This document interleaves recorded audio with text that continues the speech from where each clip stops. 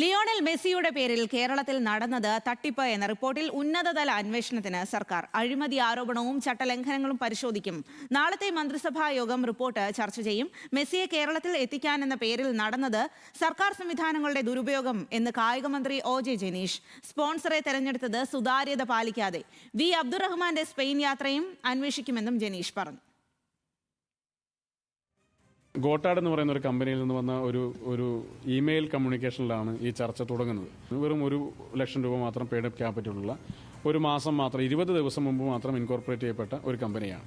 അപ്പോൾ ഇതിലെ ഈ സ്പോൺസറെ തിരഞ്ഞെടുക്കുന്നതിൽ ഈ ഏജൻസിയെ തിരഞ്ഞെടുക്കുന്നതിൽ ഇവർക്ക് മുൻകാലങ്ങളിൽ പരിപാടി നടത്തി ശീലമുണ്ടോ പരിചയമുണ്ടോ എന്നുള്ള അടക്കമുള്ള കാര്യങ്ങൾ ഉണ്ടായിട്ടില്ല. ഒരു സുതാര്യത ഉണ്ടായിട്ടില്ല. ഒരു ഓപ്പൺ ബിഡിംഗ് ഉണ്ടായിട്ടില്ല. ഇതൊന്നുമില്ലാതെയാണ് ഇത് കൊടുക്കുന്നത്. അപ്പോൾ എങ്ങനെയാണ് അവരെ പ്രൊക്യൂർ ചെയ്തത് എന്നുള്ളതിനെ സംബന്ധിച്ച് ആശങ്കകൾ സ്വാഭാവികമായിട്ടും അന്വേഷണ വിധേയമാക്കപ്പെടേണ്ട കാര്യമല്ലേ. അപ്പോൾ അത് അന്വേഷിക്കണം എന്നുള്ളതാണ് ഗവൺമെൻറ് നിലപാട്. അതുകൊണ്ടാണ് ഞങ്ങൾ കായിക വകുപ്പ് ഈ ഫയൽ ധനവകുപ്പിൻ്റെയും നിയമവകുപ്പിൻ്റെയും അതോടൊപ്പം തന്നെ മറ്റ് വളരെ സീരിയസ് ആയിട്ടുള്ള അന്വേഷണം നടക്കേണ്ടതായ കാര്യതുകൊണ്ടാണ് അത് കൈകാര്യം ചെയ്യുന്നത്. വി എസ് അനു ആണ് വിവരങ്ങളുമായി ചേരുന്നത്.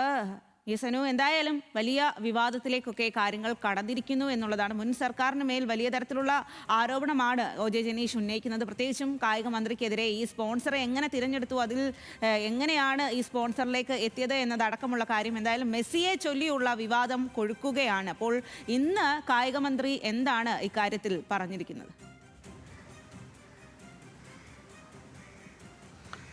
സ്വാതി, അർജന്റീനിയൻ ഫുട്ബോൾ ഇതിഹാസം മെസ്സിയെയും അദ്ദേഹത്തിൻ്റെ ടീമിനെയും കേരളത്തിലേക്ക് എത്തിക്കുക എന്നൊരു വലിയ ലക്ഷ്യം അന്ന് മുൻ ഇടത് മുന്നണി സർക്കാർ മുന്നോട്ട് വെച്ചിരുന്നു, പ്രത്യേകിച്ച് കായിക മന്ത്രി വി അബ്ദുറഹ്മാൻ. പക്ഷെ പിന്നീട് ഇതുമായി ബന്ധപ്പെട്ട് വലിയ തരത്തിലുള്ള മെസ്സി വന്നില്ല, മാത്രമല്ല അതുമായി ബന്ധപ്പെട്ട ചില വിവാദങ്ങൾ ഉണ്ടാവുകയും ചെയ്തു. ഇപ്പോൾ ഏതായിരുന്നാലും ഇത് സംബന്ധിച്ച് കായിക വകുപ്പ് സ്പെഷ്യൽ സെക്രട്ടറി എൻ പ്രശാന്ത് നൽകിയ റിപ്പോർട്ടിൽ വളരെ ഗുരുതരമായ കണ്ടെത്തലുകൾ, ആരോപണങ്ങളാണ് ഈ റിപ്പോർട്ടിൽ ഉള്ളത്. ഒന്നാമതായും ഏതെങ്കിലും തരത്തിൽ അർജന്റീന ഫുട്ബോൾ ഫെഡറേഷനുമായി ഒരു കരാർ അത് സംസ്ഥാന സർക്കാരിന് ഇല്ല. അല്ല എങ്കിൽ ഈ സ്പോൺസറുമായി ഏതെങ്കിലും തരത്തിലുള്ള കരാർ ഉള്ളതിൻ്റെ യാതൊരുവിധ രേഖകളും നിലവിൽ കായിക വകുപ്പിൻ്റെ പക്കലില്ല.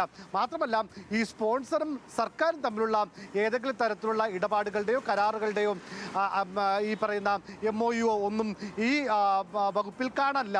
ഏകദേശം 2 മെയിലുകൾ മാത്രമാണ് കായിക വകുപ്പിൽ നിന്നും ഈ പറയുന്ന സ്പോൺസർക്ക് പോയതായിട്ടുള്ള വിവരങ്ങൾ ലഭിച്ചിരിക്കുന്നത്. അതായത് വിദേശ നാണ്യ കടത്താൻ വേണ്ടിയിട്ടുള്ള വലിയ തരത്തിലുള്ള ഒരു ഗൂഢാലോചനയോട് കൂടിയ നടപടിയാണ് ഇവിടെ ഉണ്ടായിട്ടുള്ളത് എന്നുള്ളതാണ് ഈ പറയുന്ന റിപ്പോർട്ട് അടിവരയിട്ട് പറയുന്നത്. മാത്രമല്ല ഇക്കാര്യത്തിൽ ധനവകുപ്പ് വലിയ തരത്തിലുള്ള മൗനം പാലിച്ചു, യാതൊരുവിധ നോട്ടുകളും അവർ എഴുതിയില്ല എന്നടക്കമുള്ള ആരോപണങ്ങൾ ഉണ്ട്. അതുകൂടാതെ സംസ്ഥാന സർക്കാരിൻ്റെ ഖജനാവിൽ നിന്നും ₹1 പോലും ചിലവാകില്ല എന്ന് മുൻ സംസ്ഥാന സർക്കാർ ആവർത്തിച്ച് പറയുമ്പോഴും വിദ്യാഭ്യാസ മുൻ കായിക മന്ത്രി വി അബ്ദുറഹ്മാന്റെ സ്പെയിൻ യാത്രയ്ക്ക് വേണ്ടി മാത്രം ഏകദേശം 11 ലക്ഷത്തിലധികം രൂപ സംസ്ഥാന ഖജനാവിൽ നിന്ന് പോയിട്ടുമുണ്ട്. അതായത് വലിയ ഒരു തട്ടിപ്പാണ് ഈ മെസ്സിയെ കൊണ്ടുവരുന്നതിൻ്റെ പേരിൽ കേരളത്തിലാകെ നടന്നത് എന്നുള്ളതാണ് ഇപ്പോൾ ഉന്നയിക്കപ്പെടുന്ന ഏറ്റവും പ്രധാനപ്പെട്ട കാര്യം. ഏതായാലും കായിക മന്ത്രിക്ക് സമർപ്പിച്ച റിപ്പോർട്ട് മന്ത്രി മുഖ്യമന്ത്രിക്ക് കൈമാറിയിട്ടുണ്ട്. ഈ റിപ്പോർട്ട് വിശദമായി പഠിക്കുകയാണ് മുഖ്യമന്ത്രിയും അദ്ദേഹത്തിൻ്റെ ഓഫീസും. നാളെ ഒരു പക്ഷേ മന്ത്രിസഭാ യോഗത്തിൽ ഇത് സംബന്ധിച്ച ഒരു ചർച്ചയ്ക്ക് വരും. ഏതെങ്കിലും ഇനിയിപ്പോൾ ഈ റിപ്പോർട്ടിൽ പറയുന്നത് പോലെ ED ഉൾപ്പെടെയുള്ള കേന്ദ്ര ഏജൻസികൾക്ക് ഇതിൻ്റെ അന്വേഷണം കൈമാറണമോ അല്ലെങ്കിൽ ഒരു പ്രത്യേക സമിതി അന്വേഷിച്ചാൽ മതിയോ, പ്രത്യേകിച്ച് ഇതുമായി ബന്ധപ്പെട്ട് പ്രവർത്തിച്ച ഉദ്യോഗസ്ഥർക്കെതിരെ വിജിലൻസിന്റെ അന്വേഷണം വേണോ എന്നടക്കമുള്ള കാര്യങ്ങൾ നാളെ ചേരുന്ന മന്ത്രിസഭാ യോഗത്തിലാകും തീരുമാനമുണ്ടാവുക. ശരി വി എസ് അനു, എന്തായാലും നാളെ ചേരുന്ന മന്ത്രിസഭാ യോഗം ഏറെ നിർണായകമാണ്. ഇക്കാര്യത്തിലൊക്കെ ഒരു തീരുമാനം ഉണ്ടാകും എന്നുള്ളത് കൊണ്ട് തന്നെ.